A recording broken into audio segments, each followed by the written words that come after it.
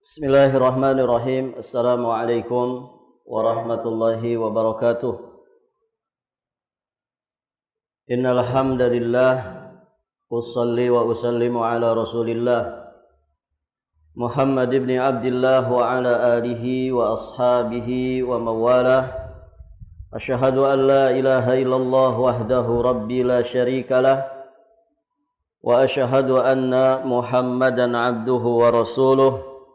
Qala Allah Ta'ala fi kitabihil karim, Ya ayyuhalladzina amanu taqullaha haqqa tuqatih wa la tamutunna illa wa antum muslimun, amma ba'd. Faya ayyuhal hadirun, i'lamu arsyadakumullah fa inna asdaqal hadithi kitabullah wa khairal hadyi hadyu Muhammadin sallallahu alaihi wa alihi wasallam. Allahumma 'allimna ma yanfa'una wanfa'na bima 'allamtana wa zidna ilman. Para hadirin jamaah salat maghrib wal isya rahimani wa rahimakumullah. Kita akan melanjutkan kisah tentang sahabat yang mulia Abu Hurairah radhiyallahu taala anhu ad-Dausi yang wafat di tahun 57 Hijriah. Baik, para jamaah, kemarin sudah kita bahas beberapa poin pembahasan tentang sahabat Abi Hurairah dan beberapa cuplikan tentang kisah beliau.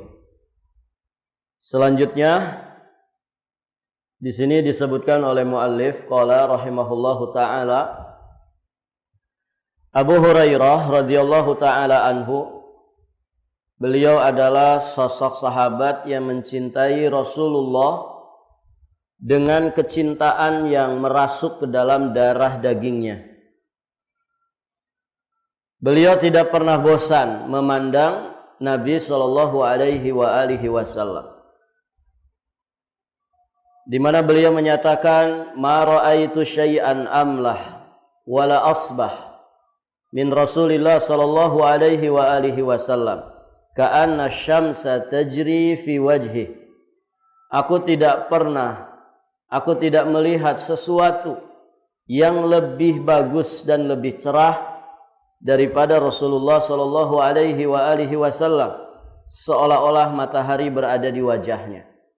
Para jamaah sekalian yang dirahmati Allah, ini yang disampaikan oleh sahabat Abu Hurairah, ya kesannya ketika beliau melihat Nabi, dan jadi tidak ada bosannya, tidak ada jemuknya, karena betapa mulianya Rasulullah sallallahu alaihi wasallam baik secara zahir ataupun secara batin, baik kaitannya dengan fisik ataupun dari perangainya Nabi.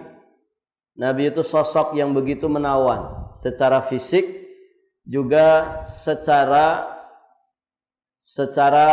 batin.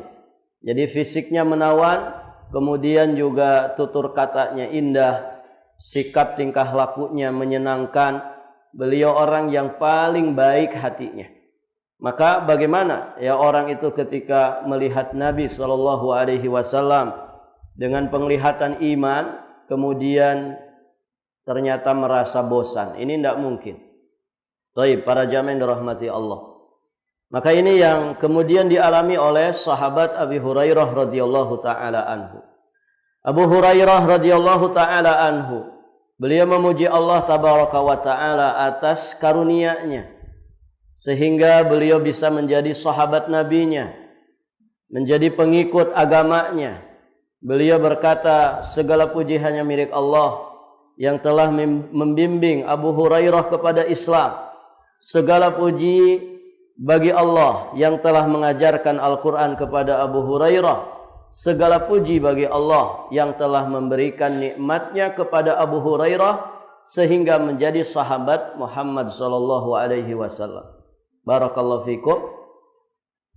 Para jamaah sekalian yang dirahmati Allah, ini ungkapan syukur yang disampaikan oleh sahabat Abu Hurairah atas segala karunia yang besar yang Allah Subhanahu wa taala berikan kepada dirinya.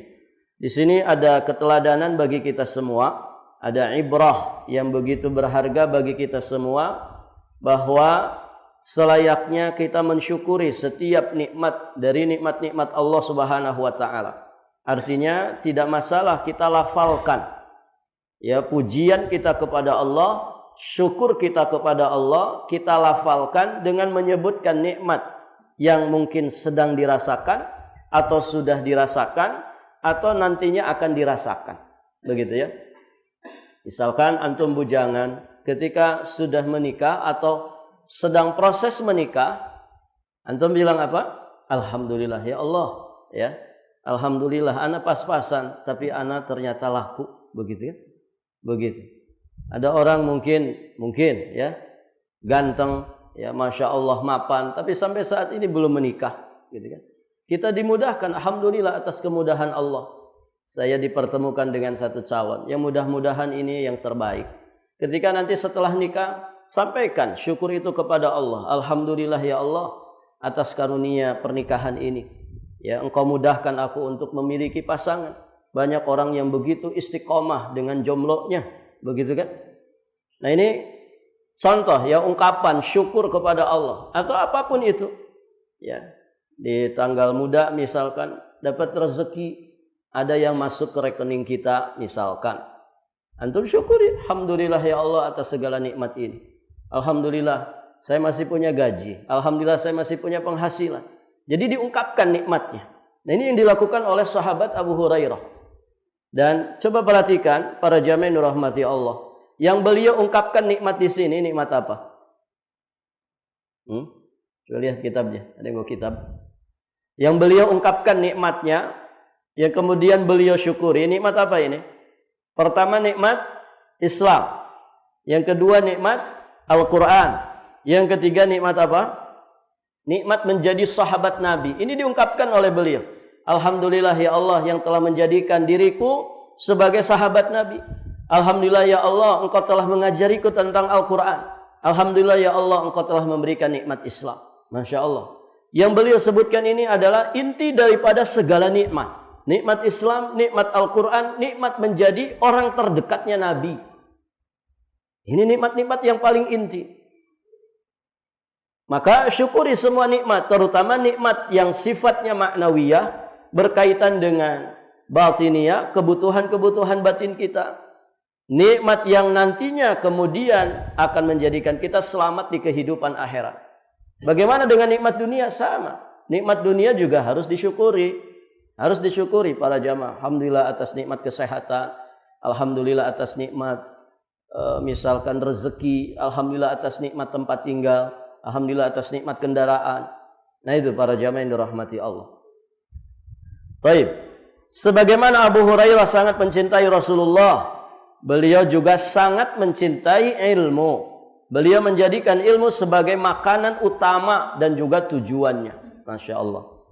Ini yang tentu menjadi nikmat sangat besar bagi beliau. Gitu ya. Sampai kemudian beliau menjadi sahabat pertama yang paling banyak meriwayatkan hadis dari Rasulullah Sallallahu Alaihi Wasallam. Kemarin berapa? 3.000? 3.700? 5.374. Ya. Masya Allah. Taib, para jamaah yang dirahmati Allah. Dikisahkan satu riwayat dari Zaid bin Thabit di mana beliau menyatakan, ketika aku, Abu Hurairah dan seorang kawanku sedang berada di masjid. 3 orang nih, 3 orang sahabat. Zaid bin Thabit, Abu Hurairah, kemudian dengan satu sahabat lagi. Mereka sedang di masjid. Karena kita mengenal Abu Hurairah termasuk ahlus suffah yang tinggalnya di masjid. Ketika itu para jamaah yang dirahmati Allah, mereka bertiga ini sedang ada di masjid. Kami sedang berdoa kepada Allah, sedang berzikir kepadanya. Saat itu kemudian Rasulullah muncul kepada kami. Beliau berjalan mendekat kepada kami dan duduk di antara kami. Maka kami pun diam. Maka Nabi SAW bersabda, lakukanlah apa yang kalian lakukan. Maka aku dan kawanku berdoa sebelum sahabat Abi Hurairah radhiyallahu taala anhu, dan Rasulullah kemudian mengamini doa kami. Kemudian giliran sahabat Abu Hurairah radhiyallahu taala anhu, maka beliau pun berdoa. Nah ini ya, orang istimewa itu selalu ada keistimewaannya. Jadi beliau mengatakan, ya Allah, aku memohon kepadamu apa yang diminta oleh kedua temanku ini. Masya Allah ya.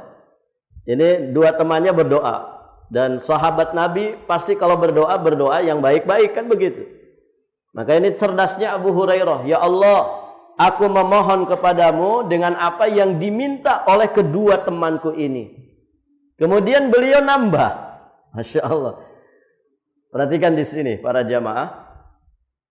Kalau kemudian Abu Hurairah berdoa, ya sesuai dengan keinginannya, bisa jadi ada doanya beliau, ya ada doa kedua temannya yang kemudian tidak disebut oleh Abu Hurairah. Padahal mungkin itu doa yang sangat baik, doa yang sangat penting sekali.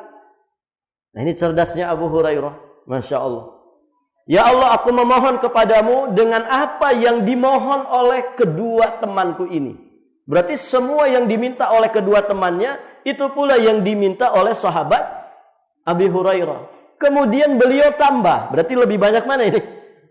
Lebih banyak mana doanya? Abu Hurairah. Apa tambahannya? Kata beliau, dan aku memohon kepadamu ilmu yang tidak pernah terlupakan. Ya, bayangkan di muqaddimah kemarin kita sudah bahas Abu Hurairah mampu menghafal berapa? 1600 sekian hadis. 1600 sekian hadis. Dari 5000 hadis yang beliau riwayatkan, ya, 1600 lebih hadis ya beliau mampu menghafal. Baik, para jamaah yang dirahmati Allah Subhanahu wa taala. Maka kemudian Nabi sallallahu alaihi wasallam pun mengaminkannya. Maka kami berkata, kami pun memohon kepada Allah ilmu yang tidak terlupakan. Ini sahabat tuh, luar biasa ya. Berlomba di dalam kebaikan. Ketika Abu Hurairah doanya begitu, ya Allah, aku minta kepadamu apa yang diminta oleh dua temanku. Kemudian beliau nambah doanya, dan aku minta ilmu yang tidak terlupakan. Maka ya mungkin kedua temannya pada bengok. Apa yang kita minta diminta oleh Abu Hurairah, terus ditambah lagi. Udah itu diaminkan oleh Nabi. Akhirnya mereka nggak mau ketinggalan. Akhirnya kedua temannya itu berkata, ya Allah, kami pun memohon kepadamu ilmu yang tidak terlupakan. Akhirnya dikomen sama Nabi. Apa kata Nabi? Sabaqakum biha al-ghulam ad-dawsiyu. Sabaqakum biha al-ghulam ad-dawsiyu. Anak muda dari Daus telah mendahului kalian. Artinya sudah. Ini sudah dimintakan oleh Abu Hurairah radhiyallahu taala anhu. Sama seperti kisah Uqasyah bin Mihsan itu ya. Ketika Nabi menceritakan ada 70.000 orang dari umatku yang masuk surga tanpa hisab, tanpa azab. Kemudian Nabi menyebutkan kriterianya. Maka berdiri Uqasyah bin Mihsan, ya Rasulullah, ud'ullaha an yakuna minhum, an akuna minhum. Ud'ullaha li an akuna minhum. Tolong doakan aku kepada Allah supaya aku termasuk golongan 70.000 orang yang masuk surga tanpa hisab dan tanpa azab itu. Maka kata Nabi, anta minhum, engkau bagian daripada mereka. Masya Allah. Ini berlombanya para sahabat. Maka ketika melihat Uqasyah bin Mihsan mendapatkan pernyataan seperti itu dari Nabi, yang lain akhirnya pada pengen ikutan. Beberapa orang kemudian berdiri lagi meminta kepada Nabi, ya Allah, ya wahai Rasulullah, tolong juga doakan aku kepada Allah supaya aku termasuk golongan 70.000 orang ini. Apa kata Nabi? Sabaqaka biha Uqasyah. Engkau telah didahului oleh Uqasyah. Artinya apa? Ya di sini Nabi menutup celah supaya orang-orang itu tidak bersandar kepada doanya Rasulullah sallallahu alaihi wasallam. Nah demikian. Nah di sini tentu ada keteladanan bagaimana para sahabat Nabi itu saling bersaing berlomba di dalam kebaikan. Nah demikian para jamaah. Baik, berikutnya. Di sini ada catatan kaki yang disampaikan tentang ilmunya sahabat Abu Hurairah radhiyallahu taala anhu yang tidak terkena penyakit lupa. Imam Al-Bukhari meriwayatkan di dalam Kitabul Ilmi dari jalan sahabat Abu Hurairah, beliau berkata, "Qultu ya Rasulullah, inni asma'u minka haditsan katsiran ansahu." Qala ubsut rida'ak fabasattuhu qala fagharafa biyadihi thumma qala dhummahu fadhamamtuhu fama nasitu syai'an ba'dah. Insyaallah. Para jamaah yang dirahmati Allah. Jadi kata sahabat Abu Hurairah, "Ya Rasulullah, wahai Rasulullah, sesungguhnya aku mendengar hadis yang sangat banyak sekali dari dirimu, tetapi aku lupa." Maka beliau bersabda, "Bentangkanlah selempangmu." Maka aku membentangkannya, kata sahabat Abu Hurairah. Lantas Nabi SAW menciduk kedua telapak tangan beliau. Kemudian beliau bersabda, "Peluklah selendang ini." Maka aku pun memeluknya, dan aku pun setelah itu tidak melupakan apapun dari hadis Rasulullah SAW. Nah, ini keistimewaan tersendiri ya dari Rasulullah SAW untuk Abu Hurairah. Kemudian beliau katakan, sebagaimana Abu Hurairah mencintai ilmu untuk dirinya, beliau pun juga mencintai ilmu untuk orang lain. Jadi tidak hanya untuk dirinya, tapi ilmu itu kemudian disebarkan oleh sahabat Abu Hurairah. Dan bukti nyatanya sangat jelas. Saat ini kita di masa yang sangat jauh dari Nabi, masanya para sahabat. Bahkan nanti sampai datangnya kiamat, hadis-hadis Nabi ini akan terus terjaga. Dan ini bukti yang paling nyata, hadis-hadis Nabi ternyata riwayatnya banyak datang dari sahabat Abu Hurairah radhiyallahu taala anhu. Ini menunjukkan bahwa beliau menyebarkan hadis Nabi itu, yang kemudian disampaikan oleh beliau kepada sesama sahabat yang belum mengetahuinya, kemudian disampaikan oleh beliau kepada murid-muridnya dari kalangan tabi'in, dari muridnya tabi'in, kemudian terus estafet disampaikan hadis-hadis ini kepada tabi'ut tabi'in, ya, dan seterusnya sampai nanti hari kiamat. Ini bukti bahwasanya beliau tidak hanya mencintai ilmu untuk dirinya saja, tapi juga beliau mencintai ilmu untuk orang lain. Suatu hari Abu Hurairah masuk ke pasar Madinah. Dia terkejut melihat kesibukan manusia. Mereka tenggelam dalam transaksi jual belinya, menerima, memberi, membeli, menjual, begitu ya. Maka beliau berdiri di hadapan mereka. Kemudian beliau berkata, "Betapa lemahnya kalian, wahai orang-orang Madinah." Mereka kemudian bertanya, "Apa kelemahan kami yang kau ketahui, wahai Abu Hurairah?" Kemudian Abu Hurairah berkata, "Warisan Rasulullah sedang dibagikan. Namun kenapa kalian tetap di sini? Mengapa kalian tidak berangkat dan mengambil bagian, mengambil jatah dari warisan Nabi?" Mereka bertanya, "Di mana itu, wahai Abu Hurairah?" Abu Hurairah kemudian menjawab, "Di masjid." Di masjid. Maka orang-orang pun keluar dengan cepat. Sementara Abu Hurairah tetap berdiri di tempatnya sampai mereka kembali. Manakala mereka melihat Abu Hurairah, mereka berkata, "Ya Abu Hurairah, wahai Abu Hurairah, kami telah masuk masjid dan kami tidak melihat apapun di sana." Katanya tadi dibagi warisannya Nabi. Mana? Tidak ada apa-apa di masjid, gitu ya. Tidak ada orang bagi sembako, tidak ada orang bagi emas, tidak ada. Tidak ada orang bagi dinar, dirham. Taib, para jamaah. Abu Hurairah kemudian balik bertanya, "Apakah kalian tidak melihat seseorang di masjid?" Mereka menjawab, "Iya, kami melihat. Kami melihat ada sekelompok orang sedang sholat. Ada sekelompok orang sedang membaca Al-Quran. Ada sekelompok orang sedang belajar tentang halal dan juga haram." Maka Abu Hurairah kemudian menimpali, "Celaka kalian. Itulah sesungguhnya warisan Rasulullah sallallahu alaihi wa alihi wasallam." Ya, warisan Nabi itu apa? Apa, ikhwan? Ilmu, ya kan? innama warathul ilma. Ya, sesungguhnya para nabi dan rasul itu mewariskan ilmu. Al ulama warasatul anbiya. Para ulama itu pewaris para nabi. Al anbiya lam yuwarithu dinara wala dirhama. Para nabi itu tidak mewariskan dinar, tidak mewariskan dirham. Yang mereka wariskan adalah ilmu. Maka siapa yang mengambilnya, berarti dia mengambil bagian yang sangat banyak. Jadi, kalau ilmu sedang diajarkan, maknanya apa? Itu adalah warisan Nabi yang sedang dibagi-bagikan. Bahkan para jamaah, warisan itu istilahnya saja sesungguhnya lebih mulia daripada sekedar warisan harta yang dibagi-bagikan kepada ahli warisnya. Ya, maka para jamaah yang dirahmati Allah, di sini sesungguhnya menjadi pelajaran bagi kita bahwa menuntut ilmu itu harus menjadi aktivitas kita dalam keseharian, begitu ya. Kalau tidak bisa setiap hari, minimalnya seminggu sekali, begitu ya.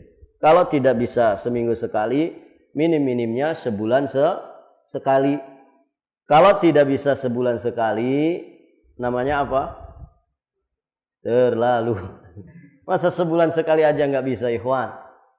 Antum presiden kah? Gitu. Sesibuk apa kita ini? Gitu ya. Ustaz, saya mau udah belajar semua. Oh, masya Allah, gitu ya. Sebagian orang mungkin gitu, malas duduk di majelis ilmu, begitu ya. Kenapa? Karena merasa paling itu juga yang dibahas.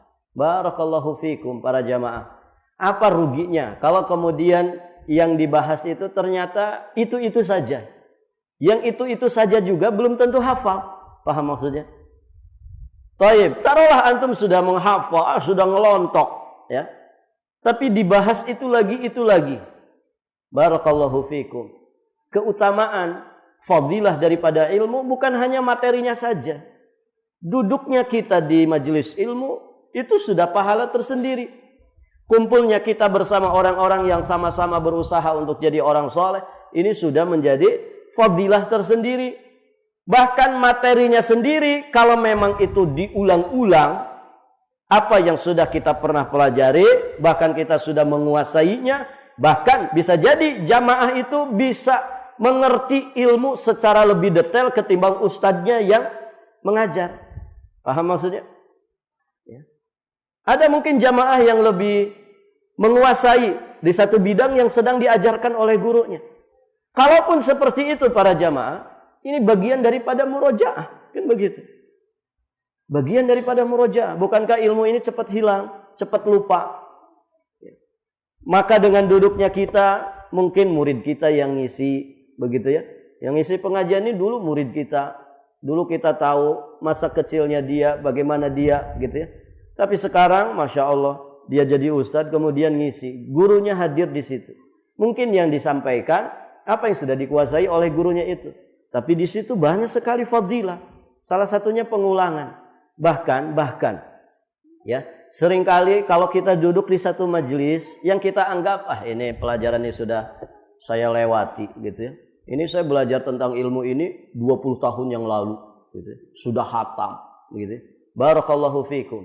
Para jamaah dirahmati Allah, terkadang kita mendapatkan faidah yang mungkin terluput, yang dulu kita enggak ketahui, kok dijelasin dalam masalah ini. Berarti ini faidah baru.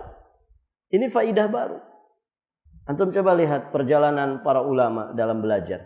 Syekh Muqbil bin Hadi Al-Wadi'i dikisahkan oleh murid-muridnya, itu belajar satu kitab nahwu namanya Qatrun Nada. Ini kitab nahwu yang sudah agak tinggi begitu ya.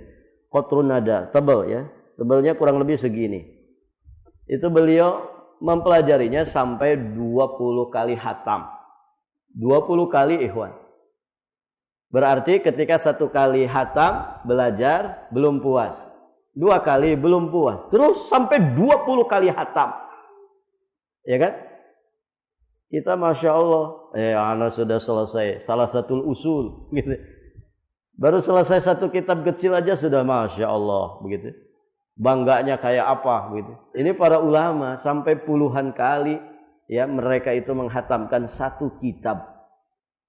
Bahkan kitab tauhid, itu banyak para ulama ketika mensyarah kitab tauhid, mereka menganjurkan kitab tauhid ini harus dijadikan wiridan.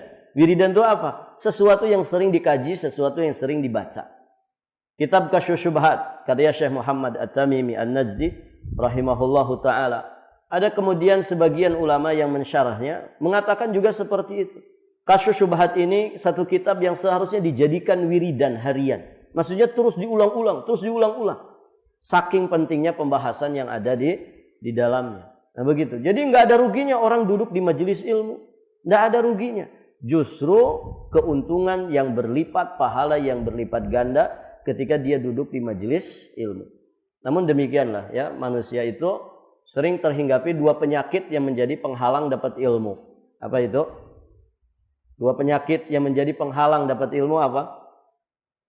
Pertama sombong, yang kedua malu. Malu saya duduk di sana. Level tinggi. Masya Allah. Padahal biasa-biasa saja begitu ya. Barakallahu fikum. Atau sebaliknya. Itu mah paling ngebahas itu lagi. Sudah terlalu sering. Ikhwan, ya kadang ustadz itu disuruh ngisi dadakan. Akhirnya apa? Karena tanpa persiapan, jadi apa yang ada di benaknya gitu. Saya mengalami itu, maksudnya beberapa kali duduk di majelis ustadz itu membahas satu pembahasan itu sampai berkali-kali, walaupun jedanya mungkin 5 bulan, ternyata diulang lagi, dan ternyata diulangnya di tempat yang sama, di masjid yang sama. Demikian para jamaah yang dirahmati. Apakah salah? Enggak salah, tidak salah, karena itu bagian daripada murojaah. Ya tentu ada hal-hal yang lain ya, mungkin si ustadznya diminta langsung begitu ya. Sehingga tidak punya persiapan murojaah, maka apa yang dikuasai di sini saja kan begitu. Untuk disampaikan materi yang ada yang masih hangat mungkin kemarin disampaikan, akhirnya disampaikan di majelis berikutnya. Nah demikian para jamaah yang dirahmati Allah. Dan rata-rata begitu, gitu ya. Coba antum lihat selalu ada kajian-kajian, materi-materi kajian yang diulang-ulang. Dan gayanya modelnya begitu-begitu aja. Ya apalagi yang mohon maaf ya, ustadz-ustadz yang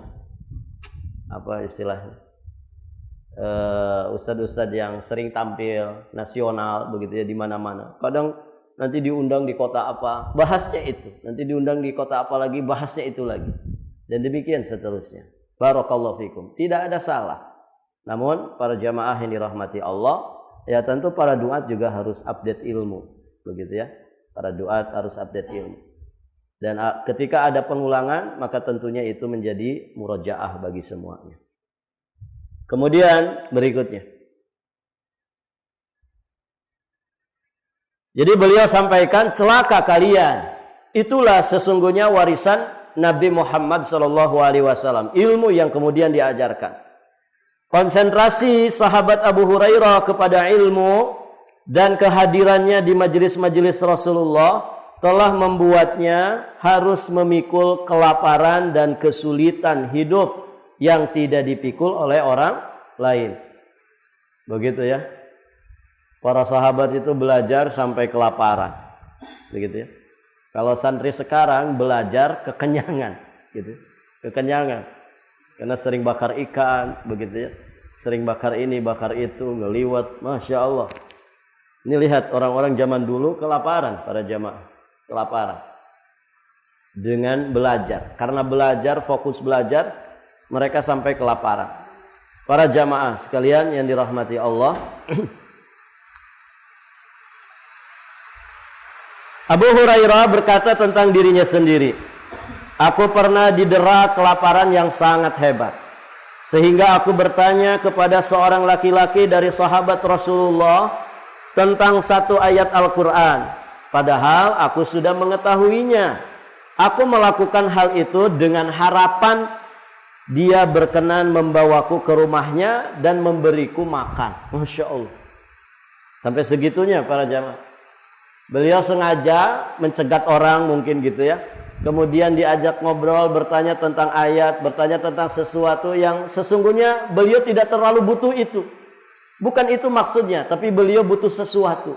Barangkali orang itu melihat Abu Hurairah seperti pucat, sedang lapar, akhirnya diundang, dibawa ke rumah, main yuk ke rumah, kita makan. Begitu. Tapi ternyata para jamaah yang dirahmati Allah, beliau tidak mendapatkannya, gitu ya.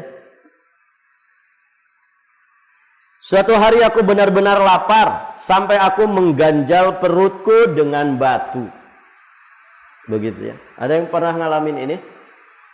Saking laparnya ganjel batu di perut? Ada?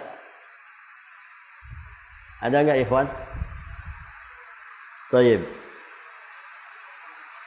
Iya, kita belum ngalamin gitu ya. Tapi sesekali bolehlah ngalamin lapar gitu. Kemudian diganjel pakai batu. Mungkin maksudnya menekan gitu ya. Menekan lambung supaya tertahan rasa laparnya. Ini dialami oleh sahabat mulia seperti Abu Hurairah. Bahkan dialami oleh manusia paling mulia, Nabi Muhammad sallallahu alaihi wasallam. Sebegitunya gitu ya. Alhamdulillah di kita ini semiskin-miskin orang masih bisa makan, begitu ya. Masih bisa makan. Bahkan mungkin ada yang punya stok makanan di rumah, Masya Allah, sampai basi-basi, begitu kan. Di kulkas sampai numpuk, akhirnya dibuang-buang. Nah inilah sahabat-sahabat mulia, seperti itu. Beliau sampai mengganjal perutnya dengan batu. Aku pun duduk di jalan yang biasa dilalui oleh para sahabat. Tidak mau minta-minta. Ya, tidak mau minta-minta. Saya lapar, tolong traktir makan dong. Gitu. Tidak begitu beliau. Baik, para jamaah. Beliau duduk di jalan yang biasa dilewati para sahabat. Abu Bakar lewat. Aku pun bertanya kepadanya tentang sebuah ayat dalam kitab Allah. Aku tidak bertanya kepadanya kecuali agar beliau membawaku ke rumahnya. Namun ternyata Abu Bakar tidak menangkap sinyal itu. Abu Bakar tidak melakukannya. Beliau bertanya itu maksudnya, ayo undang saya, begitu ya. Ajak saya ke rumah. Ternyata tidak, para jamaah. Kemudian lewat Umar ibn Khattab. Aku pun melakukan hal yang sama kepada Umar ibn Khattab. Bertanya tentang sesuatu, kemudian dijawab oleh Umar ibn Khattab. Dan ternyata para jamaah, apa yang dilakukan Umar ibn Khattab sama dengan apa yang dilakukan Abu Bakar As-Siddiq. Maksudnya apa? Tidak menangkap sinyal bahwa Abu Hurairah itu sedang lapar. Ayo dong undang saya, ini saya sedang lapar. Ternyata Umar pun tidak melakukannya. Akhirnya yang lewat siapa? Rasulullah sallallahu alaihi wasallam. Beliau tahu banget bahwa aku ini sedang lapar. Beliau bertanya, "Ya Abu Hurairah." Aku menjawab, "Ya wahai Rasulullah." Aku lalu mengikuti beliau. Aku masuk rumah beliau. Aku masuk rumah bersama beliau. Beliau melihat satu bejana susu. Beliau bertanya kepada keluarganya, "Dari mana kalian mendapatkan susu ini?" Mereka menjawab, "Fulan mengirimnya untukku." Gak kedengaran ya? Suaranya kedengaran gak?